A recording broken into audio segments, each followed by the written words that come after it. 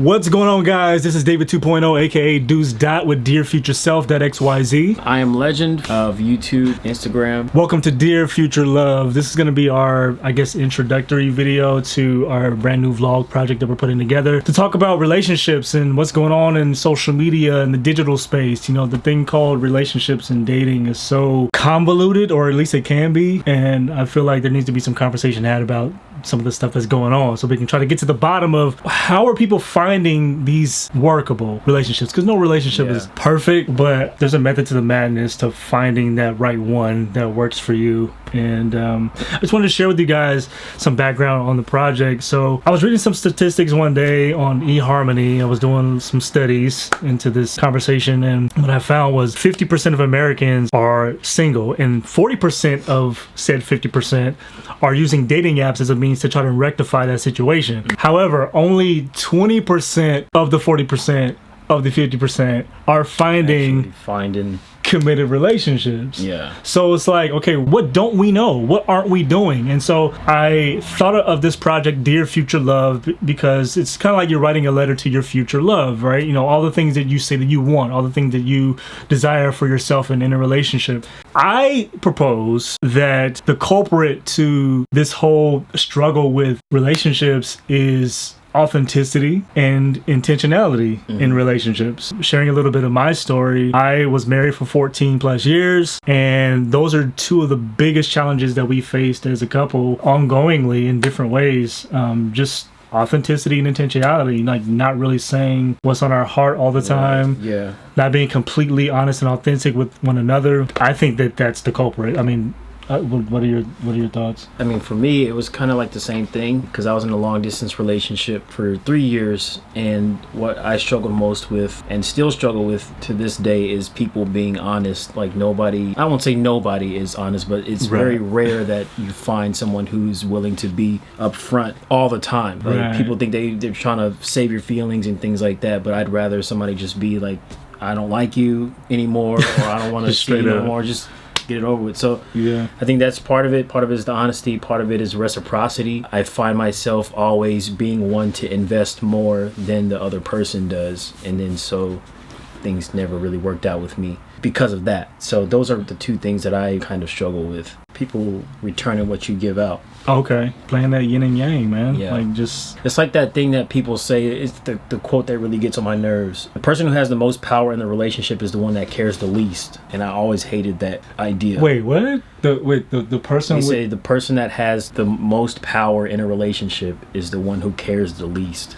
What does that even mean? Because they're saying like they care the least amount, so the other person's going to try to do more to satisfy that person and make them care more. Because like the other person feels, oh, what am I not doing to keep this person engaged and blah blah blah. So they have the power. It's like manipulation, basically.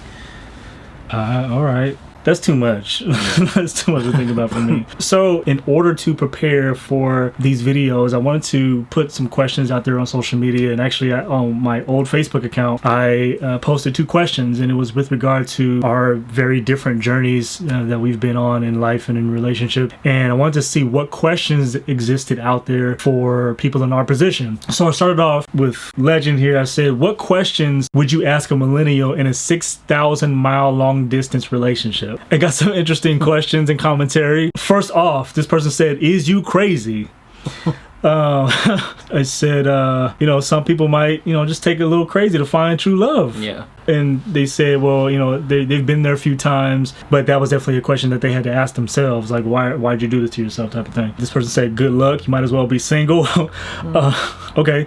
Absence may make the heart grow fonder, but do you think your flesh and mind can handle it? Me, yeah. I did handle it. I think a lot of people think about the lack of physicality and the person being with you and stuff, but the thing about long distance relationships is like you miss it, yeah, sure, but the fact that it's not there all the time makes you focus on the stuff that actually matters. Not saying that the physical part doesn't matter, because it's an important part of relationships.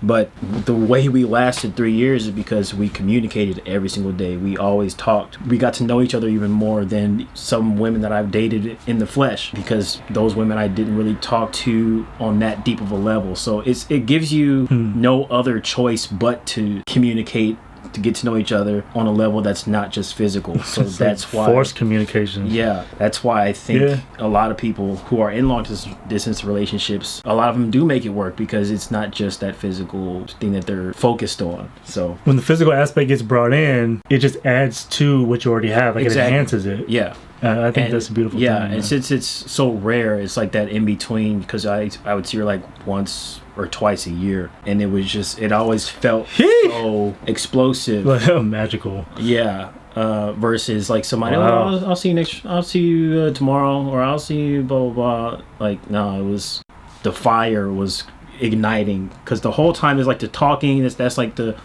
sparks or whatever, and then once you get in person, that's like throwing the fuel on the fire. So I like long distance relationships. I mean, not that I try to pursue them, but that's why I'm so open to them, because I feel in today's time, they're a perfectly logical way to find love. I don't know why people feel like I have to find them in this little square. Like there's 7.5 billion people in the world. How do you know your person is not in Australia or some other country across the world? I don't know. Why can't you just find somebody in your same zip code? Why can't you find somebody in your same city? Like, come on. Like, I'm trying. Like, where y'all at though? Like, what's good? Yeah, I'm in total agreement with that. More physicality. So she said he needs to release and she needs her vitamin D. So I would ask, how do y'all do it? How do you know what's even worth the investment? But then again, how do you know anything is worth the investment? That's true. And that's why it's worth the investment, because it's like with anything, you don't know until you go and like there's a song, you never know until you find out. I don't like to question. I don't like to be like, what if? I just like to do it. And then if it works, it works. If it doesn't, it doesn't. So I took my chance and it worked for a while. Obviously, it didn't work out in the end. But the fact that I took that chance and it worked for so long, it lets me know that I'm capable of doing it. And it's a fine way to find love. I don't know. Do you feel like it's added to your life? Like it's enhanced who you are having gone through that relationship? It's definitely shown me who I am as a man and as a man seeking love. I knew what I wanted before, but now I think even more so seeing the things that like the negative parts of that person and having to try and compromise for that. I realize I don't want to compromise for those things, and now I know exactly like what kind of woman I want and how I should also carry myself in a relationship, because I did have my negative sides like jealousy and things like that really kind of got in the way. Yeah. But I learned from all of that. I think the next woman I date will feel those benefits. Got it. This person just asked, why? Why not? Exactly. I mean, like, why go ask a girl for her number at McDonald's or at the mall? Like, it's the same reason.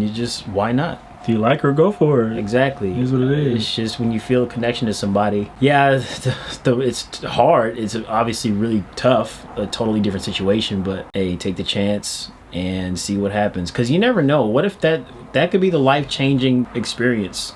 That could be the story you're telling your grandkids. Yeah.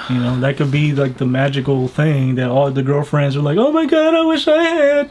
Yeah, and then exactly. That happens. Yeah. I would encourage more, not to go out and seek a long distance relationship, but if there's somebody out there, be open to it, because you never know. It could be the one person that really understands who you are. Another person said why, and then they followed that up with saying it's stupid and someone needs to move eventually. This is the thing that I don't think people understand. When they think long distance, they think, oh, you're just going to be like long distance forever. No. Most people who get into a long distance relationship, unless they're young, there's a plan. Like, obviously, most of the time, people who get into long distance relationships talk about that before they even officially make it a relationship. They'll discuss like, okay, well, I do like you, but obviously there has to be an end goal. We can't have this distance forever.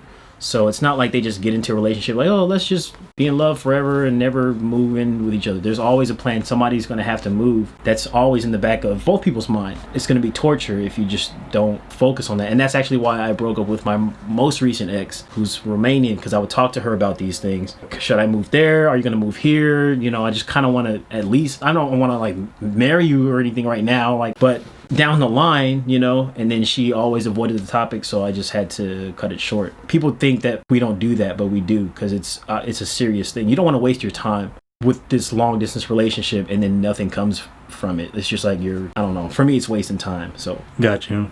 This person said, I think you lost your ever-loving mind. Where do you find good deals on plane tickets? Who has the better winter weather? What is the biggest struggle being so far away from your love? What is the biggest blessing being so far away from your love? This person had a lot of questions. A lot of questions. Good deals on plane tickets. Kiwi.com. Everybody says Skyscanner, but Kiwi has the best plane ticket prices. And plus, they check you in for you. You don't have to do it at the airport. Better winter weather. At the time, with that person, it was me, because San Diego was the best weather in the whole world, basically. The biggest struggle being so far away is, for me at the time, I think it was the physical part, not being able to hug and kiss and hold your person, but also the variables. And by that, I mean the other men on that side, on her side of town. They were obviously closer to her, and she was a very beautiful woman, so you can put two and two together. Like, they're gonna try to make a move because, oh, your boyfriend's in America right now. So probably the toughest part for me, and just not being able to be there and be like, nah, that's my girl. The biggest blessing being so far away. I guess I could tie that back into just getting to know each other, having that fire, because it's really underrated, the feeling of a long distance relationship. I've been in obviously both,